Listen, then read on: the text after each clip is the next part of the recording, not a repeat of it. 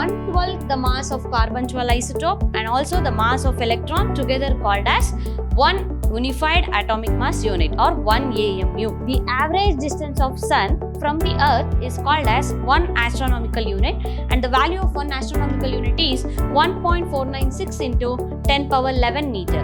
Atomic standard of time is based on the periodic vibration of cesium atom. The instrument used for the measurement of small particles like atoms or molecule is nothing but mass spectrometer.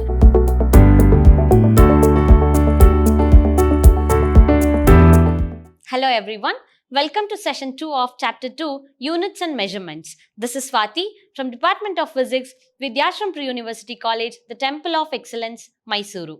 So we are discussing about the chapter Units and Measurements, and in the last session we have discussed about what is a physical quantity. So any quantity that can be measured is called as physical quantity, and the types of physical quantities such as fundamental quantity and derived quantity, and we have discussed about units, its types such as fundamental units and derived units, and also we have discussed about the measurements. In the last session, we were talking about the measurement of length. So in today's session, let us know more information about the measurement of length. So now today our topic is range of length. So what is this range of length? We use certain length units to measure short and long range. So they are, for short length, we call 10 power minus 15. Suppose if the range is 10 power minus 15, the name it is called as 1 Fermi. So Fermi means 10 power minus 15 meters. Similarly, 1 angstrom. 1 angstrom is denoted by this symbol and that is equal to 10 power minus 10 meter. And next, to calculate large length, to mention large length, we have 1 astronomical unit. So what is the meaning of this astronomical unit? How to define 1 astronomical unit? It is nothing but the average distance of Sun from the Earth. The average distance of Sun from the Earth is called as 1 astronomical unit and the value of 1 astronomical unit is 1.496 into 10 power 11 meter. So these are the different length ranges, or these are the different units which are used to measure certain range.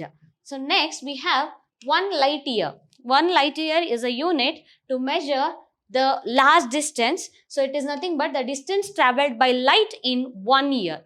So what is the distance travelled by light in 1 year? How to calculate it? So it is nothing but the speed of light in vacuum into 1 year.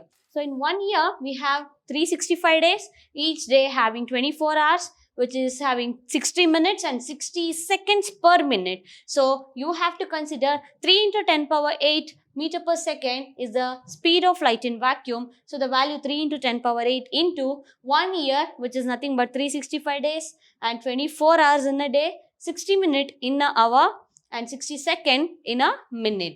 And if you multiply, you'll get the value 9.46 into 10 power 15 meter. That is the value of 1 light year. It is nothing but the distance travelled by light in 1 year. And one more unit we have to measure the large distance or the large length, that is parsec. So what is the definition of parsec? How to define it? So 1 parsec is nothing but the distance at which the average radius of Earth orbit subtends an angle of 1 arc second. The average radius of Earth's orbit subtends an angle of 1 arc second is nothing but parsec. And the value of parsec is 3.08 into 10 power 16 meter. So these are the different units used to represent or used to denote the different ranges of length. Next we have the measurement of mass. So one of the other fundamental quantity is mass. What is a mass? How to measure the mass? Mass is a basic property of matter, or the quantity that can be measured is called as mass. So the mass does not depend on temperature, pressure or location. It does not depend on these conditions. It does not depend on temperature. It does not depend on pressure. And it also does not depend on the location of the object where it is placed. The SI unit for mass is kilogram and its symbol is kg. So size of atoms or the subatomic particles or the molecules is measured in the scale of atomic mass unit. So what is this atomic mass unit? It is represented by 1 AMU. It is also called as Unified Atomic Mass Unit, and it is represented by 1 AMU, which is nothing but 1/12 the mass of carbon isotope. So it can be calculated as the sum of carbon 12 isotope and also the mass of electron. So 1/12 the mass of carbon 12 isotope and also the mass of electron together called as 1 unified atomic mass unit or 1 AMU. 1 AMU is defined as 1/12 the mass of carbon 12 isotope including the mass of electron. So, and the value is 1.66 into 10 power minus 27 kg is the value of 1 atomic mass unit. How do we measure mass? There are some commonly available instruments in the market to measure mass. So, they may be a electronic weighing machine, they may be a balance, and there may be some other devices. But what is the instrument used to measure the mass of atomic or the molecular level? The instrument used for the measurement of small particles like atoms or molecule is nothing but mass spectrometer. We can definitely not find the mass of atom or a molecule with the help of weighing machines. So in that case, we go with mass spectrometer to find the mass of atom or a molecule. This is about smaller measurements. What if you want to find the larger masses? What if you want to measure the large masses like a planet or a star or any other object which is having a greater mass? So in that case, we can go with Newton's law of gravitation, which helps us to find the larger masses. So the very familiar experiment which works on the Newton's law of gravitation is the experiment conducted by Henry Cavendish and popularly known as Cavendish experiment. About this you are going to study in your gravitation chapter. So this is one of the experiment which is used to measure the mass of larger objects. Next we have time. So yes, time is very important for each one of us. How do we measure time? We can measure time with the help of clock. Correct? What is the SI unit of time? Let us know about more things regarding the measurement of time. So unit for measuring time is second, or it can be denoted by the symbol S. So the measurement of time ranges from 10 power minus 24 second for the lifetime of an unstable elementary particle to 10 power 18 second for the age of universe. So this is the range of time. It ranges between 10 power minus 24, that is the lifetime of unstable nuclei, to 10 power 18 seconds for the age of universe. So to measure any time interval, we need a clock. Atomic standard of time is based on the periodic vibrations of cesium atom. So why do we consider cesium atom here? Because cesium atom gives the accurate value. So what is the atomic standard of time is based on?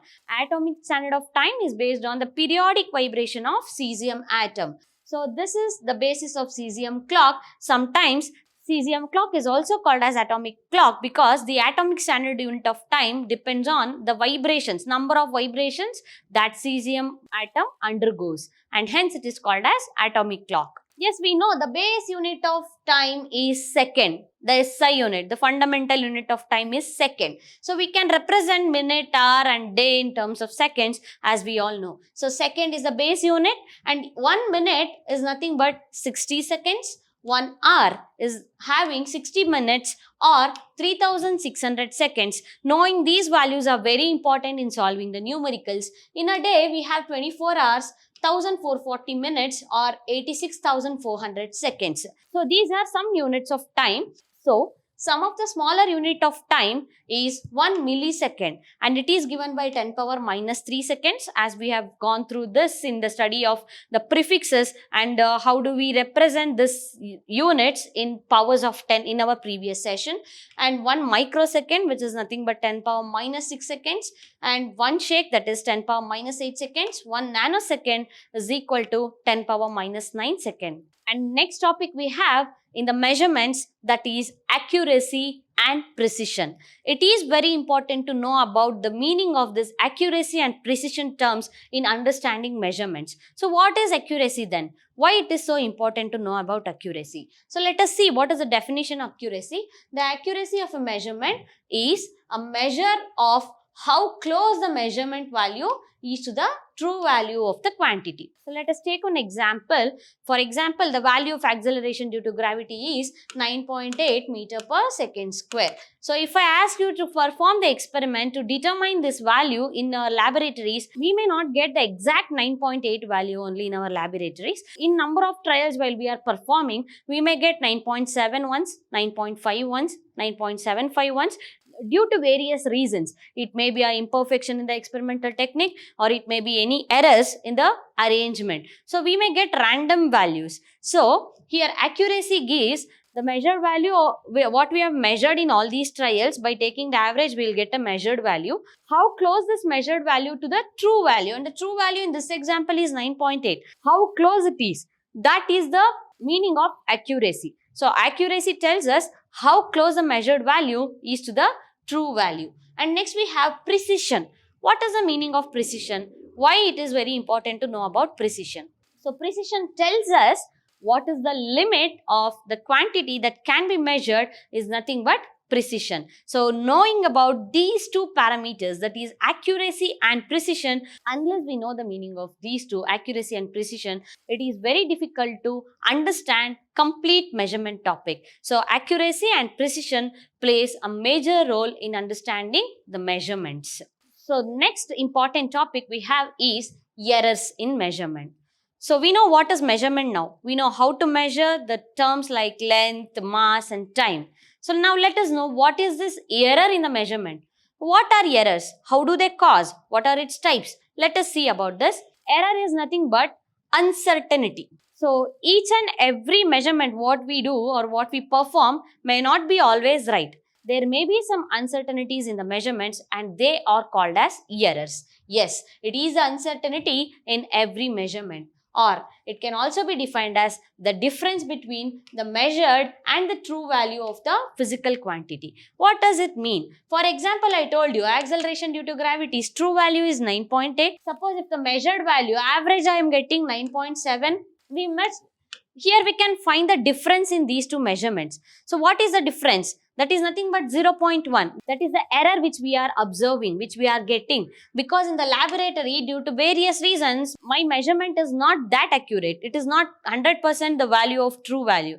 Correct? Because the true value is 9.8. So when we take the difference between the measured value and the true value, we will get what is the amount of error that is present in the experiment. Yes, it is the uncertainty in every experiment, or it can also be defined as the difference between the measured value and true value. So there are types of errors. So there are two types of errors basically. One is the systematic error, the other one is random error. So what is systematic error? What are the sources of this systematic error and how they can be minimized? Let us see now. So systematic errors can be found in only one direction. Either it can be a positive error or it can be a negative error. Let us now see what are the different types of systematic error and random error. So systematic error, we have three types, that is instrumental error. The name itself says instrumental error, which means the uncertainty or in the calibration of the instrument, if there any defect, then we'll call it as instrumental error.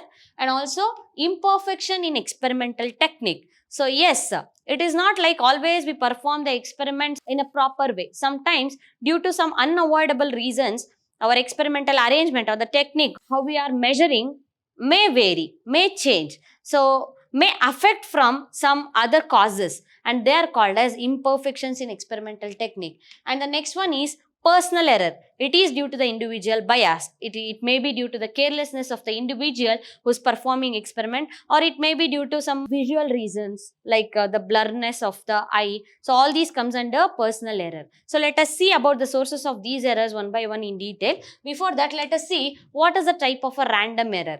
Random error itself says that these error causes randomly. So there is only one type in random error, that is least count error. So least count error, the name itself says the least count of the instrument. So we can minimize this random error by choosing an instrument with proper least count.